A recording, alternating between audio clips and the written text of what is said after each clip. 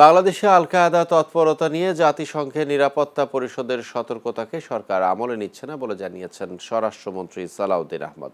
সোমবার সাংবাদিকদের এক প্রশ্নের জবাবে তিনি বলেন, জাতিসংঘের প্রতিবেদনটি তিনি নিজে পড়েননি, গণমাধ্যমের মাধ্যমে বিষয়টি জেনেছেন। সম্প্রতি জাতিসংঘ জানিয়েছে, ভারতীয় উপমহাদেশের আল কায়েদা বাংলাদেশকে সন্ত্রাসী সেল প্রতিষ্ঠার কাজে ব্যবহার করতে চাইছে।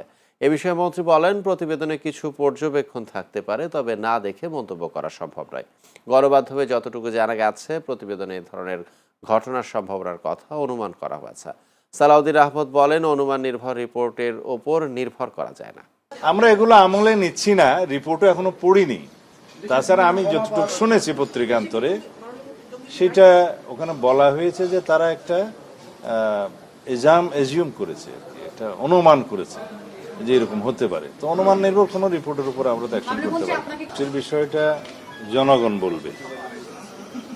আমরা তো সবসময় বলবো আমরা আইনশৃঙ্খলা পরিস্থিতি উন্নত করতে পেরেছি, তবে জনপ্রত্যাশা অনুযায়ী উন্নীতকরণের জন্য আরো সময় লাগবে।